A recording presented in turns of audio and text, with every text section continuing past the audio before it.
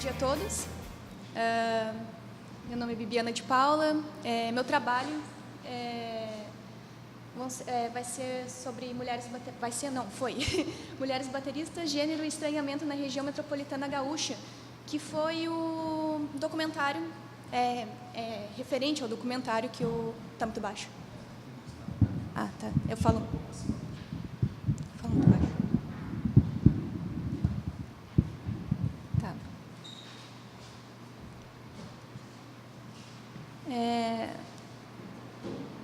Então, essa apresentação é referente ao documentário, que foi meu trabalho de TCC da Universidade Federal de Pelotas. Me formei ano passado, foi um projeto experimental, que foi, então, a parte teórica da pesquisa e a parte prática, que foi o documentário, Bateristas Vozes do Ritmo. Foi um documentário bem experimental, de baixíssimo orçamento. Foi possível fazer a captação entre duas pessoas, uma câmera, um microfone, um gravador. E, bem, foram 20 horas de gravação, porque as meninas falam bastante. E foi bem legal, dava uma pena de fazer cortes, porque eu achei muito interessante assim, tudo que gira no entorno das vivências das mulheres bateristas, né? E foi justamente esse o tema, então. Eu vou colar. Foi, então... foi abordado, em suma, as questões de gênero. Obrigada.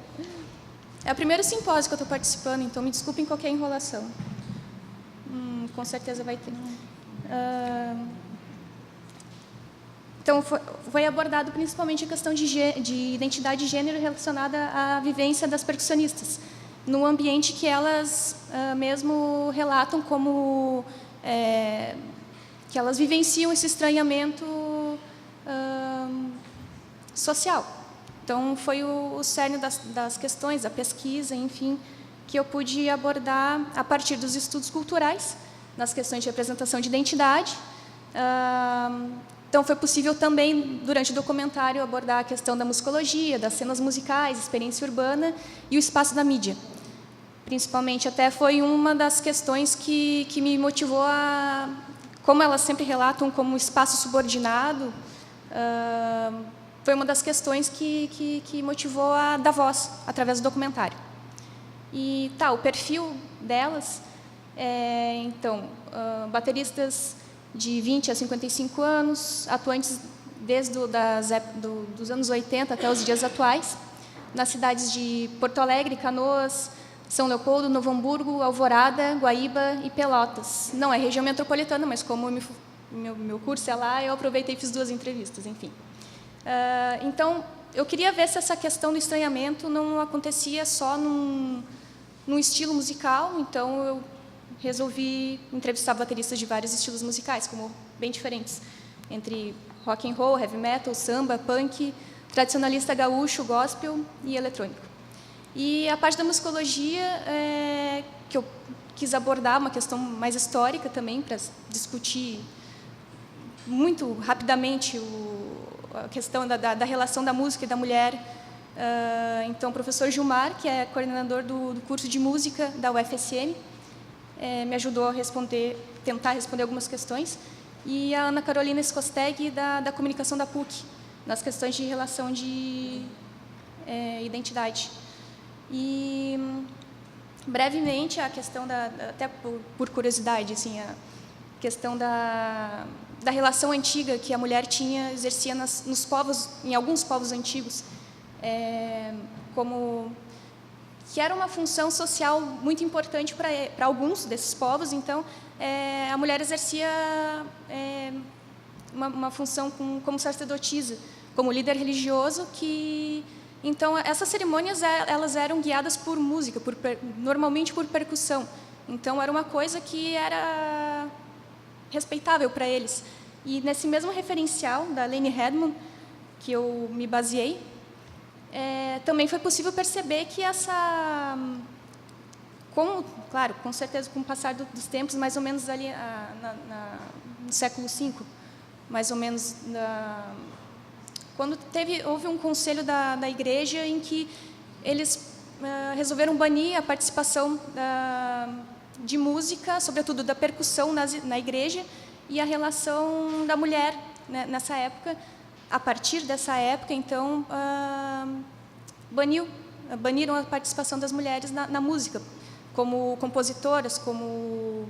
Enfim, provavelmente poderiam, até como o professor Gilmar fala em entrevista, poderiam provavelmente só cantar nos coros da igreja, mas nunca mais atuar como protagonista em relação à música. Então, trazendo mais para os dias atuais, essa é só a parte histórica, ilustrativa do documentário. Trazendo para os dias atuais, para perceber, em alguns tópicos eu coloquei para onde foi mais percebido a questão do estranhamento. Por exemplo, essa atribuição de gênero aos instrumentos. Por que piano é uma coisa mais leve, nem é mais leve, mas enfim, que a bateria e as funções até nos grupos musicais. Como, por exemplo, a Alexandra Amaral, que é a diretora de escola de samba, ela conta que quando vão mulheres para fazer parte, pelo menos das escolas de samba que ela participou, são dados instrumentos leves, tanto de peso quanto de responsabilidade de tempo, de marcação de ritmo. E enquanto os homens que ficam com os instrumentos mais de responsabilidade musical. A questão do aprendizado. Muitas relataram que a família não apoiava, tinha alguma dificuldade para começar a tocar, a se inserir no meio baterístico. E as alunas também, quem é professora, que nem a Biba Meira, do Defala, ela tem a escola dela de percussão e ela relata que muitas alunas dizem que tem dificuldade, não vou conseguir tocar, não vou conseguir fazer. Enquanto ela diz que nunca um aluno chegou para ela e disse, eu não vou conseguir.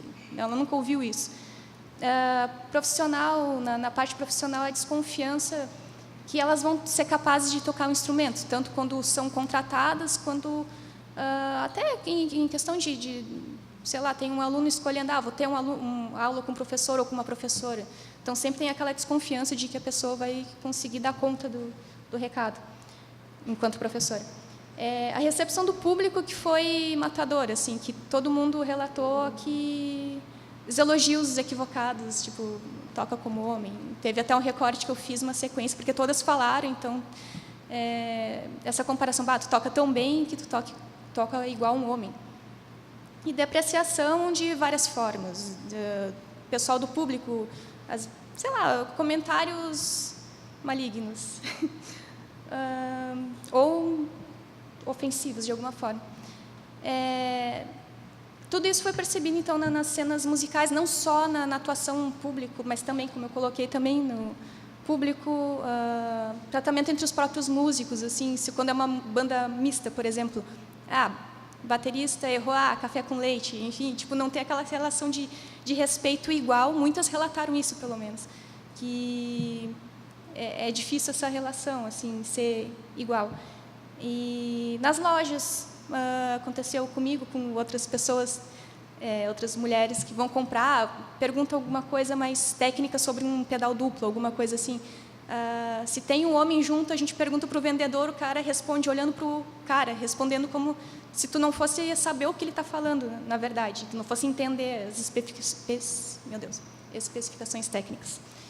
E tudo isso pode ser devido a construções de identidade, que foi o que a Ana Carolina Skosteg pôde ajudar a responder, em relação aos papéis sociais femininos que foram atribuídos durante a construção de identidade social mesmo, pelo menos aqui para nós no Ocidente, é mais comum perceber que são atribuídos papéis femininos a tais coisas e outras não são. No caso do exercício da percussão, é só mais um instrumento musical, então por que um instrumento é mais feminino ou mais masculino que o outro? Então, a discussão do documentário foi por aí, como as representações na mídia, e então estereotipadas, justamente para essas questões que eu estou falando de representação de identidade. Então, bateristas mulheres, raramente eu acho que apareceu na mídia, e na mídia impressa, nas revistas, até as meninas comentam que papel subordinado, e para 10 músicos aparece uma musicista porque sobrou um espaço.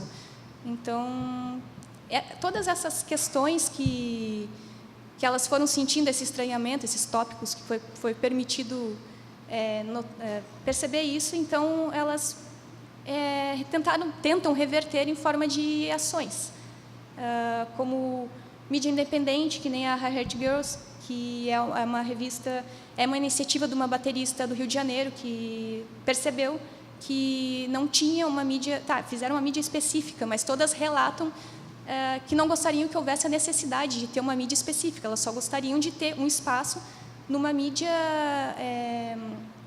comum, qualquer, onde aparecem homens, que apareçam mulheres, mas como não tem isso, então foi uma das ações que as meninas resolveram fazer. Eu participo também desde 2012, então tem várias meninas de vários estados, porque esse sentimento então não é só local, não é só aqui no Rio Grande do Sul. Então, quer dizer, segundo a Hi-Hat, os fanzines, que nem a Gabriela comentou também, então são outros tipos de os fanzines feministas, né? Então, assim como os festivais feministas, os coletivos feministas, os eventos educativos, como Meninas na Batera, que também, aliás, de Leite comenta no documentário, que é uma maneira de tentar mudar desde da educação, da relação entre as mulheres e entre as mulheres na música. O Girls Rock Camp também é uma ação semelhante, e as batucas que a Biba Meira cita no documentário também, que é uma ação que como ela percebe que tem muitas, quando as meninas resolvem aprender por uma questão cultural, né, enfim, elas acabam não saindo de uma sala de aula. Então é uma ação para incentivar isso, até para elas mesmas e para o público tornar isso mais comum de ser percebido. Então, é por aí. O documentário é extenso, teve 20 horas de gravação, poderia falar sobre vários aspectos, até eu quero trabalhar mais em outros, enfim, uma continuação, alguma coisa assim, porque eu acho que vale a pena o assunto, mas é isso aí, brevemente, é isso aí. Obrigada.